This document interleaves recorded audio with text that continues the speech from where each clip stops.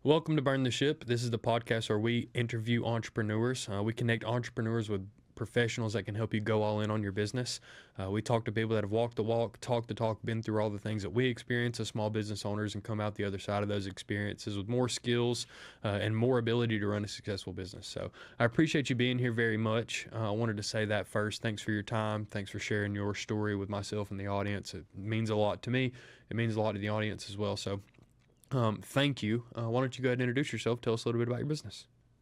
Absolutely. My name is Dr. Carmel Wiseman, and the name of my business is Dr. Carmel Healthy Parents, Healthy Children. And the title really says a little bit about it, but I'll explain for people for whom that's new. So what I do is I help couples optimize their fertility so that they can have a successful pregnancy and healthy children. And the basis of having those healthy children are the parents being healthy. And when I tell people that, they're like, well, of course, except nobody does that or nobody Sure. really thinks about that. They're like, well, I'll just get pregnant or I'll go inject some hormones into me and I'll get pregnant. But there's more to it than that if our goal is to create a healthy child. And I know ultimately that's everybody's goal. Who wants sick kids, right? Sure. So tell me a little bit about your history. Like what's your background? How did you get into doing what you're doing now?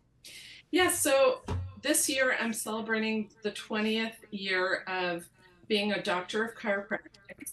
And from the very beginning, like the day after I graduated from school, I was back getting a postgraduate degree in pediatrics and pregnancy care.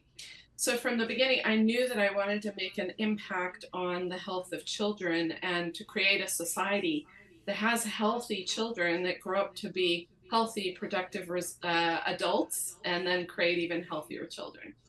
And very quickly learned that to create healthy kids, you got to talk to the mom who's pregnant and make sure she has a great birth because I started seeing all these kids who had all kinds of health conditions due to birth trauma, including myself. I was one of those kids. I had a million ear infections before I was a toddler. And then I realized I was like, wow, after about 10 years of working with pregnant women, started feeling like my hands are tied behind my back because there was so much I couldn't do during pregnancy. And I said, holy cow, I really am coming to this game way too late. I have to work with women way before they get pregnant to help them prepare.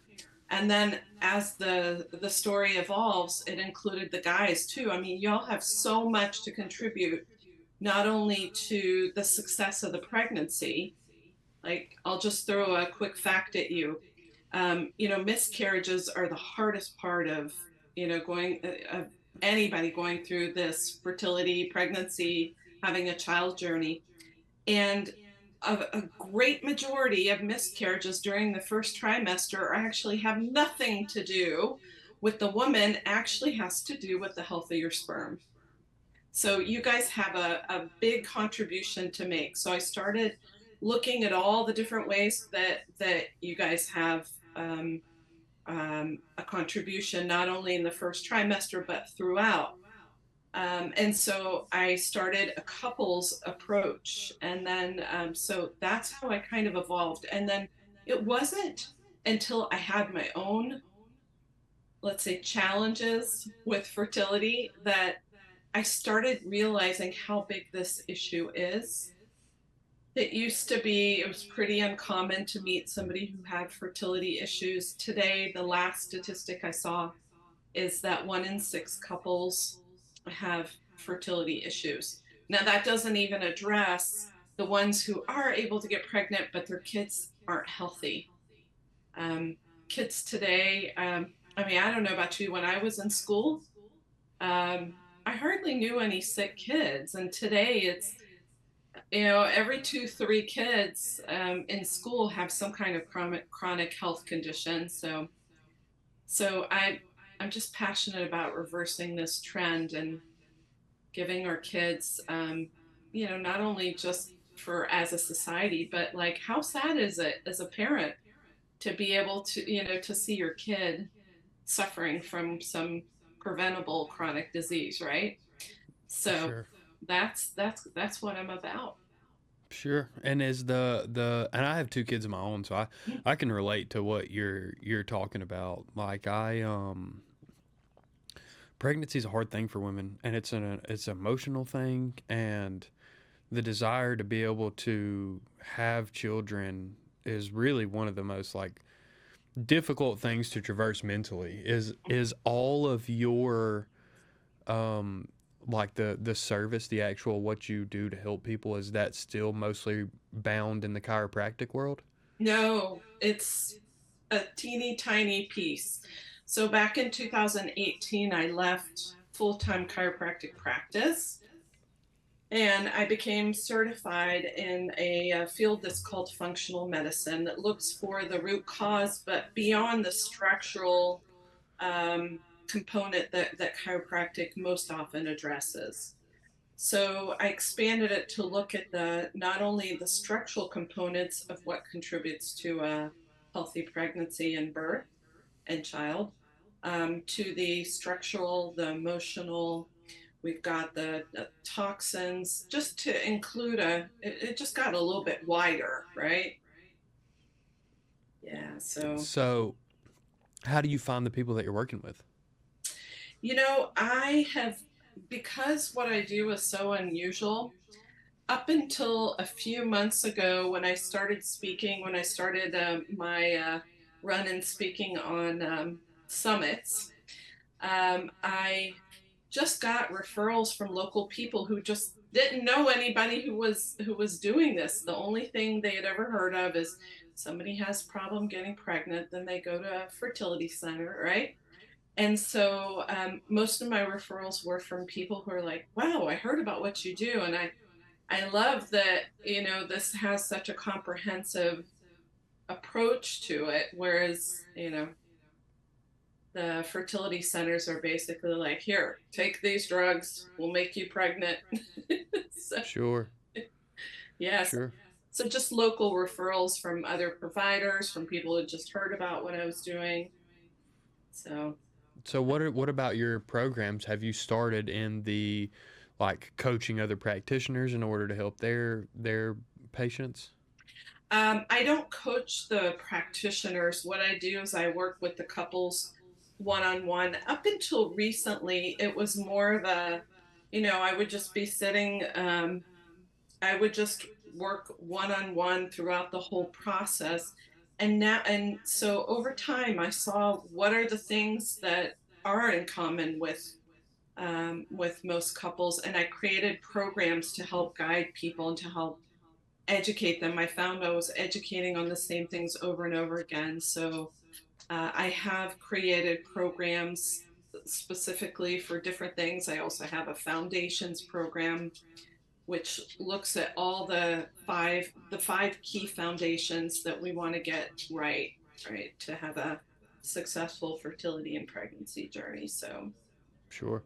So through this process of kind of putting on the entrepreneur hat and combining both the desire to run a successful business and the desire to bring a bunch of value to the people that you're actually working with, mhm. what's kind of been your superpower from a business perspective, right? Because I think that what I hear a lot, and here's kind of my experience, and you tell me what you think, but I'm in this huge metropolitan area in Atlanta, right? There's 10 million people around me all the time, and Yep. from a business perspective, one of the things that you pick up on very early is that you have to do everything that you can to get to your next client, right? It's a very marketing centric, marketing heavy, be in front of people approach. And I find that when I leave those areas, to have conversations like this with people outside those, huge major metropolitan areas, is that the focus becomes very much so on the client experience, making sure that someone felt the value of doing business with you in a way that leads to more referrals, more word of mouth business, or more relationships that can create revenue for you, right? And so, in my experience, that is kind of what I want to leave my, listeners with, is like, if you can keep the focus on your client and you can make sure that the client is getting what they feel like they came for from you, you have a really good chance of retaining that relationship in a very positive way. So, what's it been like for you to combine the I care about the well being of my clients and I have to do what's right by myself and my business by being a business owner? What's it kind of been like to mesh those two worlds? Yeah, that's a great question. I don't know that those two are necessarily different. Obviously, the obviously people aren't going to like some of the recommendations I make, right? They're uncomfortable or new or something like that. But when I think about it, what's good for me is what's good for them, really. If I can, I can't guarantee they're gonna get pregnant, right? I can improve their chances, right? So everything I do goes through that lens. I don't know if that really answers what you're getting at, but it's really where I find those two things are really aligned in my Sure. business. No, that is a rare answer. I'll say that, but it's something that I can wrap my head around. Right. Mm, I think a lot of entrepreneurs spend a lot of time trying to figure out all of those other processes, like how do I keep my books, or how do I hire people, or how do I find a piece of technology that works really well for me, and right, and it's like it's really kind of hard to make that light switch flip on and off. Like, yeah. 50% of the time I'm only thinking Mm, about what's going on within my business, and 50% of the time I'm thinking about my clients. Like, it's kind of hard to turn those things on and off, but if you can put yourself in the mind frame of like, I'm just going to do what's right by my clients, I'm going to figure out the business side of things by making sure that people are happy. I can relate to that. You know what I mean? Like, my business is very similar. I'll kind of give you an example, right? Um, Credit card processing is one of those things that you just kind of set and forget. As long as it's working, I don't really have any issue or reason to mess with it until someone kind of points out that pain for me, right? So the way I move forward in my business is having to kind of create that impulse and say, "Hey, did you know that there was a better thing out there? Did you know that there's another option for you to try and be successful?"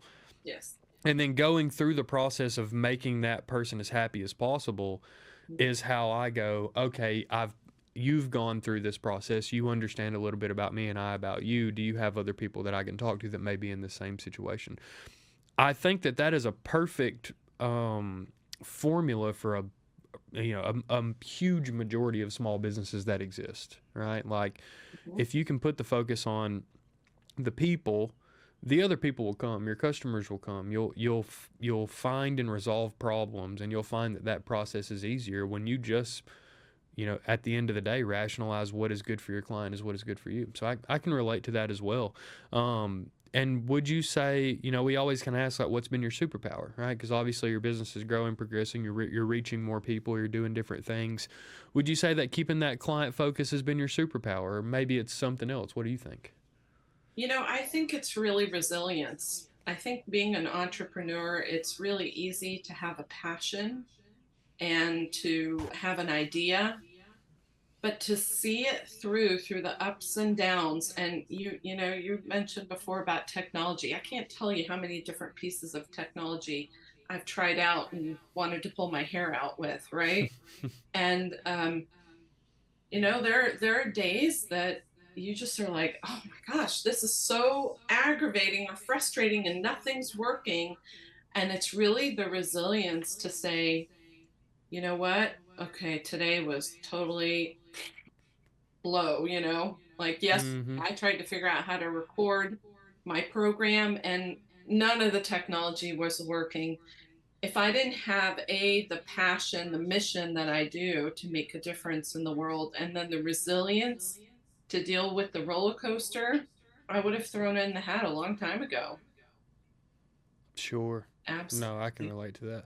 And that's kind of what I was talking about is like you find yourself operating a camera or a microphone or a piece of equipment that you're not from it's not directly related to the things that you're doing when you're helping customers, but you have to kind of figure out those balance between those two things. And Yeah. I always tell people is like kind of lean on us as a resource, right? It's like we spent so much time in the credit card processing world being face to face with entrepreneurs, and then COVID happened, and we had to figure out a way to do this. Like I had to figure out some way to virtually be around entrepreneurs because Yep. I couldn't go see them face to face. You know what I Right. mean? So it's resilience can absolutely take you a long way, and being able to think creatively while still keeping your customer front of mind is it really is a superpower within itself. It's some of the best entrepreneurs that I've interviewed on the podcast have always told me like the best thing that I did, or my, the reason that I'm successful as I am is just because I didn't quit. You know what I Yes. mean? So like when you Yes. make that bet on yourself as an entrepreneur,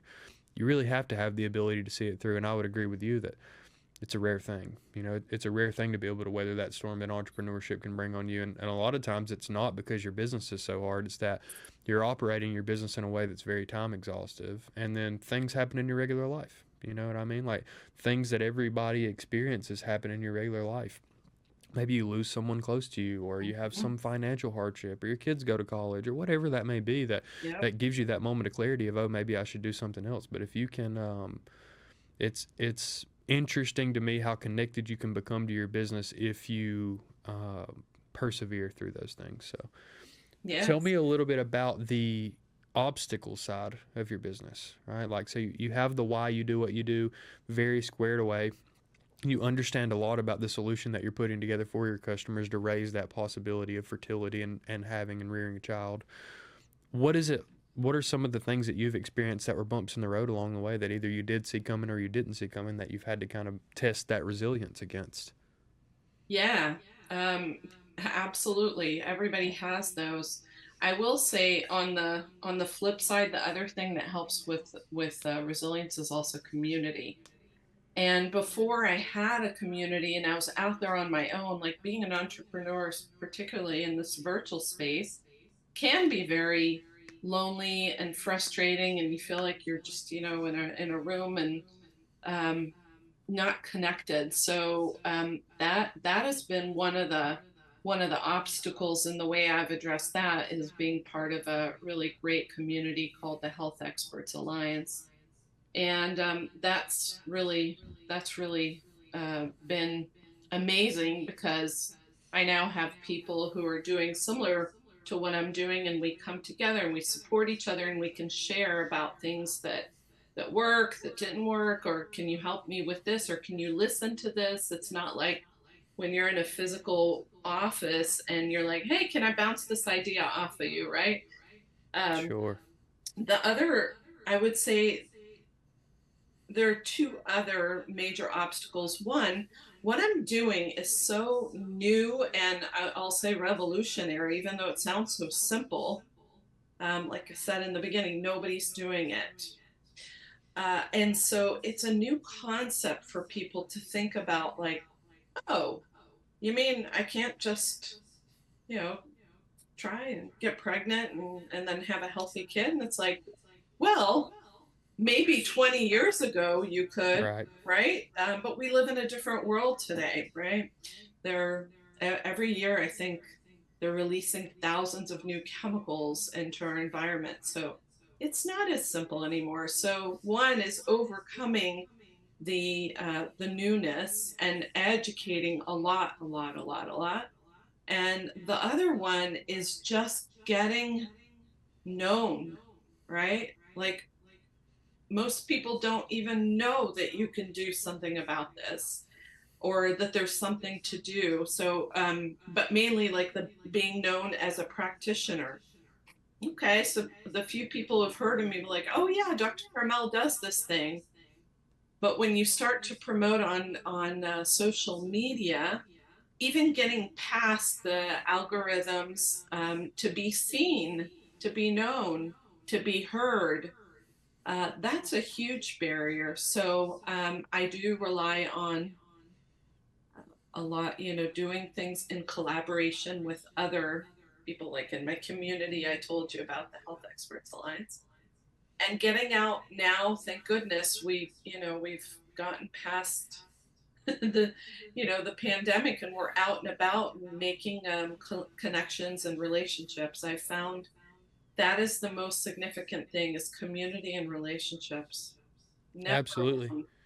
And you said you've started doing some speaking and some other engagements. Is that's kind of on the radar for you? Yes, I've started doing some speaking, both live in person, in offices or in locations, out in the community. And every week on Friday, I do a live that I broadcast to my different social media platforms about a different topic, just to provide the education and value. Sure. No, it's a super relevant thing to put into your process is Oh, yeah. some form of being out there on the internet, which is that's kind of what this is for us is, a way for us to create content that connects us with the people that we want to be connected with. So I can relate to that as well. Well, how do people find you? If they have questions about your service, or they have questions about a speaking opportunity or whatever that may be, maybe they just have questions about entrepreneurship. How do people reach Yeah. out to you? I made it really easy. So you see right above my head, it says Dr. Carmel. My website is drcarmel.com. And there's information about me, about my programs, how to collaborate with me if you're a healthcare provider, or if you're wanting to find out more about the program, schedule an initial consultation. It's all there. Sure. Well, I appreciate it. Thank you for making it easy for us. Sure. And then the kind of the way that we always close out the podcast is just talking about the name of the podcast and entrepreneurship in general, right? And the name of the podcast is Burn the Ship. And to me, that's kind of this allusion to the idea that every entrepreneur has this light switch moment, right? Where maybe it takes you 6 months or 6 years or 6 seconds, but everybody has this idea for their business and it takes some amount of time to make that plan begin taking motion, right? And I think that everybody gets a little bit of something different out of being an entrepreneur, right? So whether you're talking to the people that are in those first year or two of business that are looking for a little motivation, or you're talking to someone that may be 6 months out from starting their business, what was that experience like for you of committing to being an entrepreneur? What type of gratification or emotional experience did you get out of that, and why should people that are interested in that experience try that same thing? It's a great question.